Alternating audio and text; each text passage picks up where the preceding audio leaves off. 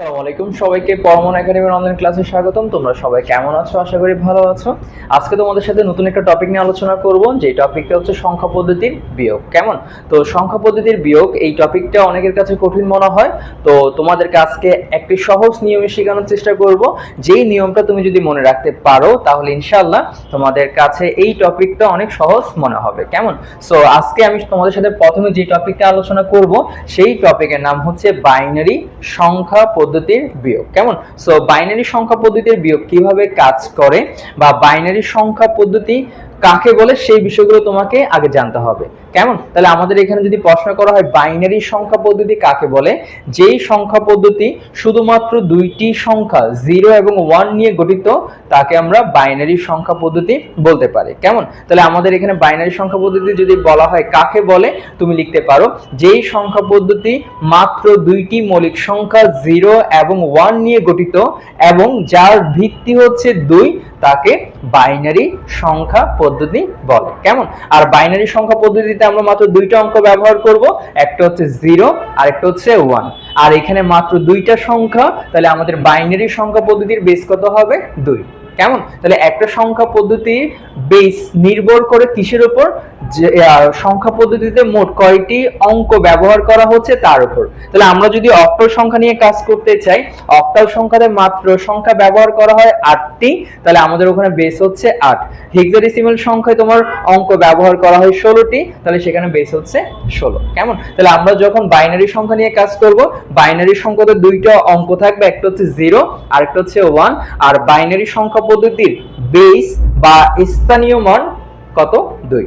তোমাকে কিন্তু এটা মনে রাখতে হবে যে বাইনারি সংখ্যা পদ্ধতির স্থানীয় মান কত, কারণ তোমরা যখন এখন বাইনারি বিয়োগ শিখতে যাবে তোমাদেরকে এই বেসটাই তোমাকে কি করবে?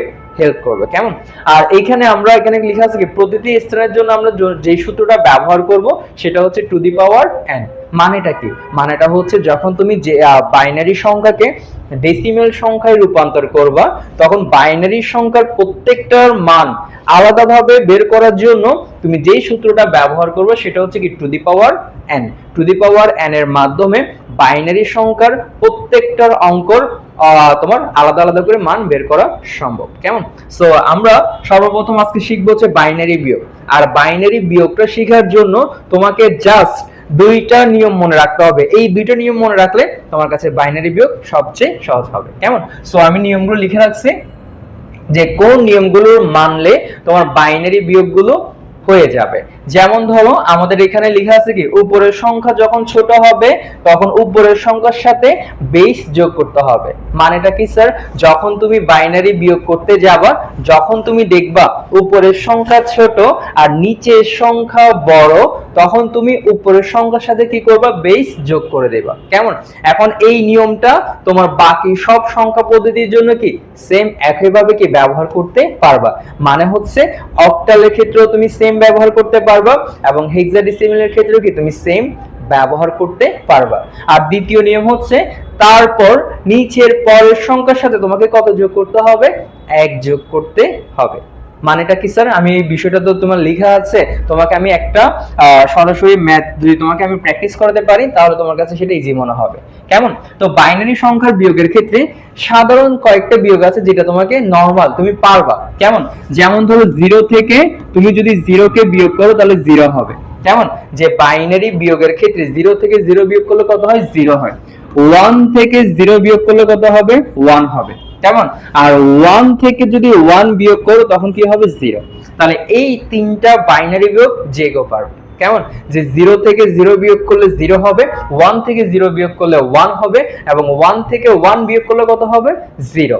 কিন্তু আমাদের আদার্স যে বিয়োগগুলো আছে, যেমন 0 থেকে 1 বিয়োগ করলে কেমনে হবে বা আমি সেটা কিভাবে করব, সেই ক্ষেত্রে তোমরা আমার এই নিয়মটা মেনে চলবা। কেমন? তো তোমাদেরকে আগে নরমাল একটা বিয়োগ দেখাই। যে নরমাল বিয়োগ হচ্ছে এরকম যে তোমাকে বাইনারিতে এই মানগুলো দেওয়া আছে আর তুমি কি করবা? বিয়োগ করবা। কেমন? তাহলে এইটা হচ্ছে আমাদের বাইনারি বিয়োগ, সাধারণ বিয়োগ, এটা যে কেউ পারবে। কেমন? তাহলে স্যার আমাদের এখানে 1 থেকে 1 বিয়োগ করলে কত হবে? 1 থেকে 1 বিয়োগ করলে হচ্ছে 0। কেমন? 0 থেকে 0 বিয়োগ করলে কত হচ্ছে? 0। 1 থেকে 1 বিয়োগ করলে হচ্ছে 0 আর এখানে 1 সরাসরি বসে যাবে। তাহলে আমাদের এখানে आंसर হচ্ছে কি বলতো?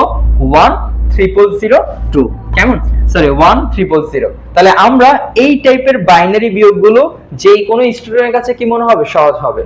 কিন্তু যখনই তোমার উপরের সংখ্যাটা বড় হয়ে যায়, নিচের সংখ্যাটা ছোট হয়ে যায়, তখনই স্টুডেন্টরা কি করে ফেলে, ঝামেলা তৈরি করে ফেলে। তো আমরা ওই টাইপের একটা অঙ্ক দেখি যেখানে তোমার উপরের সংখ্যা হচ্ছে বড় এবং নিচের সংখ্যা হচ্ছে ছোট। যেমন ধরো তোমাদের একটা এরকম একটা ম্যাথ দেওয়া থাকতে পারে যেখানে হচ্ছে কি তোমার 1001 আর এখানে দেওয়া আছে 1। ওকে, তুমি এই বিয়োগটা এবার আমরা কিভাবে করব, এই বিয়োগটা করার জন্য তুমি এই নিয়মটাকে মেনে চলবা। কেমন, সো আমরা একটু খেয়াল করি যে আমরা 1 থেকে 1 বিয়োগ করলে কত হবে, 1 থেকে 1 বিয়োগ করলে হচ্ছে 0 পারছো।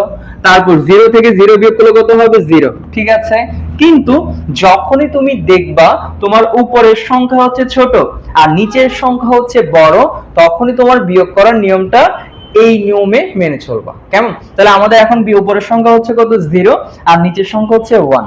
কেমন, তাহলে আমাদের উপরের সংখ্যা ছোট হয়ে গেছে, নিচের সংখ্যা বড় হয়ে গেছে। তাহলে আমরা এখন বিয়োগ করব কিভাবে, উপরের সংখ্যার সাথে তুমি বাইনারি সংখ্যা পদ্ধতির বেস মনে মনে যোগ করে দিবা। কেমন, এখন প্রশ্ন আসতে পারে স্যার কেন বাইনারি সংখ্যা পদ্ধতি তোমার বেস যোগ করতে হচ্ছে, কারণ যখন তুমি বাইনারি সংখ্যা পদ্ধতির বিয়োগ করবা তখন তুমি বাইনারি সংখ্যার স্থানীয় মান যোগ করবা, যখন তুমি ডেসিমেল বিয়োগ করবা তখন তুমি ডেসিমেল সংখ্যার স্থানীয় মান যোগ করবা। ঠিক একইভাবে তোমার অক্টালের সময় অক্টালের স্থানীয় মান যোগ করব আর হেক্সাডেসিমেলের সময় হেক্সাডেসিমেলের স্থানীয় মান যোগ করে দেব। কেমন, তাহলে আমাদের এখানে উপরের সংখ্যা যখনই ছোট হবে তখনই এই বাইনারি সংখ্যার যে স্থানীয় মান আছে তাকে আমরা যোগ করে দিব। তাহলে আমাদের এখানে 0 এর সাথে 2 যোগ করলে কত হবে স্যার, 2। তাহলে এখন উপরের সংখ্যা বড় হয়ে গেছে, এবার উপরের সংখ্যা বড় হওয়ার কারণে তোমার বিয়োগ করতে সহজ হবে। তাহলে উপরের সংখ্যা হচ্ছে কি 0 এর সাথে 2 যোগ করলে 2 হলো, আর 2 থেকে 1 চলে গেলে কত থাকবে বলতো স্যার, 1। ওকে, তাহলে আমরা যোগ করে ফেলছি। এবার পরের কাজটা কি, যখনই তুমি উপরের সংখ্যার সাথে 2 যোগ করবা তখনই মনে মনে এই নিচে যদি কোনো সংখ্যা থাকে তার সাথে 1 যোগ করবা, আর এখানে যখন কোনো সংখ্যা নাই তাহলে মনে মনে তুমি এখানে কত লিখবা, 1। তাহলে আমাদের উপরের সংখ্যাতে যখন আমি বেস যোগ করব মনে মনে নিচে তারপরের সংখ্যার সাথে কত যোগ করে দিব, 1 যোগ করে দিব। তাহলে 1 যোগ করে দিলে কত হচ্ছে, 1 এর সাথে 1 চলে গেলে কত আসছে, 0। তাহলে আমাদের যদি এই আনসারটা যদি সাজিয়ে লিখতে যাই তাহলে আনসার হবে 100। কোন সংখ্যা পদ্ধতি, বাইনারি। কেমন, তাহলে আমরা যদি এই নিয়মে বিয়োগগুলো করতে পারি আমাদের বিয়োগগুলো কি হবে, সহজ হয়ে যাবে। কেমন, তাহলে আমাদের বিয়োগগুলো করার নিয়ম হচ্ছে কি, যখনই আমাদের উপরের সংখ্যা ছোট তখন আমি বেস যোগ করব, আর যখনই তুমি বেস যোগ করবা তখনই নিচের সংখ্যার তারপরের সংখ্যার সাথে কত যোগ করে দিব, 1 যোগ করে দেব। কেমন, সো আমরা আরেকটা প্র্যাকটিস করার চেষ্টা করি যেখানে আমরা ভগ্নাংশ রিলেটেড বিয়োগগুলো করব। যেমন এখানে এই অঙ্কটা দেওয়া আছে যেখানে তোমার ভগ্নাংশ আছে। কেমন, ভগ্নাংশ, ওকে, এইটা আমরা বিয়োগ করব কিভাবে, সেম একই নিয়মে করার চেষ্টা করব। 1 থেকে 1 চলে গেলে 0, 0 থেকে 0 চলে গেলে 0, 1 থেকে 0 চলে গেলে 1। ওকে, পয়েন্টের জায়গায় পয়েন্ট বসে যাবে।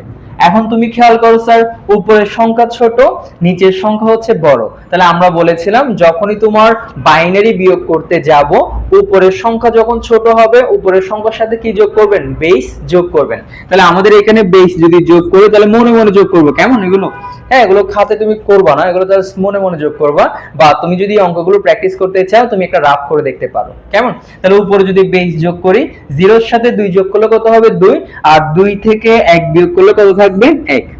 ওকে, তাহলে আমরা যখনই উপরের সংখ্যার সাথে বেস যোগ করব মনে মনে নিচের সংখ্যার সাথে কত যোগ করে দিবেন, 1 যোগ করে দিবেন। তাহলে আমাদের দেখো তো 0 এর সাথে 1 যোগ করলে কত হবে, 1। তাহলে আমাদের নিচের সংখ্যাটা হচ্ছে 1 কিন্তু উপরের সংখ্যাটা হচ্ছে 0। তাহলে আবার হয়ে গেল কি, উপরের সংখ্যা ছোট আর নিচের সংখ্যা হচ্ছে বড়। তাহলে তুমি কি করবা, এই উপরের সংখ্যার সাথে আবার 2 যোগ করবা। কেমন, তাহলে উপরের সংখ্যা এখন 0 এর সাথে 2 যোগ করলে 2 হবে, আর নিচে হচ্ছে 1। তাহলে 2 থেকে 1 চলে গেলে কত থাকবে, 1 থাকবে।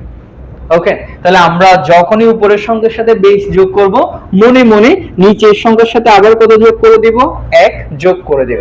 তাহলে 1 এর সাথে 1 যোগ করলে কত হলো, 2, আর উপরে আছে কত, 0। তাহলে আবার তোমার উপরেরটা ছোট আর নিচেরটা হচ্ছে কি বলতো বড়। তাহলে আপনি আবার কি করবেন, মনে মনে উপরের সংখ্যার সাথে কত যোগ করবেন, বেস যোগ করে দেবেন। তাহলে আমার যদি বেস যোগ করি, 0 এর সাথে 2 যোগ করলে হবে 2, আর নিচের দুইটা 1 যোগ করলে হবে 2।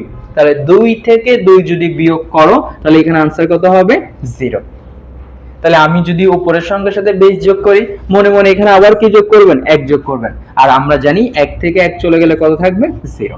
তাহলে আমাদের আনসারটাকে যদি আমরা সুন্দরভাবে লিখতে যাই তখন आंसर হবে তোমার 1.100। শেষ। সহজ নিয়ম, কেমন? তাহলে এত জটিল কিছু নেই। যখনই তুমি দেখবা উপরের সংখ্যা তোমার ছোট, নিচের সংখ্যা হচ্ছে বড়, তখন উপরের সংখ্যায় তুমি কি করবা, বেস যোগ করবা, আর নিচের পরের সংখ্যার সাথে তোমাকে মনে মনে কত যোগ করতে হবে, 1 যোগ করতে হবে। আর তুমি যে এই ম্যাথগুলো করবা, এই যে আমি উপরে 2 যোগ করলাম, নিচে 1 যোগ করলাম, এগুলো তুমি কিন্তু তোমার পরীক্ষার খাতায় সরাসরি দেখাবো না, কেমন? এগুলো তুমি রাফ করবা, রাফ করে তুমি সরাসরি কি মানটাকে বসাতে পারবা, কেমন? এগুলো ক্যালকুলেটর দিয়েও করা যায়, কিন্তু ক্যালকুলেটর দিয়ে ভগ্নাংশগুলো করা যায় না, কেমন? সো সেই ক্ষেত্রে তুমি যদি এইভাবে প্র্যাকটিস করতে পারো তাহলে বাইনারি বিয়োগ তোমার কাছে খুব সহজ মনে হবে, কেমন? তো সবাই ভালো থাকবেন, সুস্থ থাকবেন। আসসালামু আলাইকুম।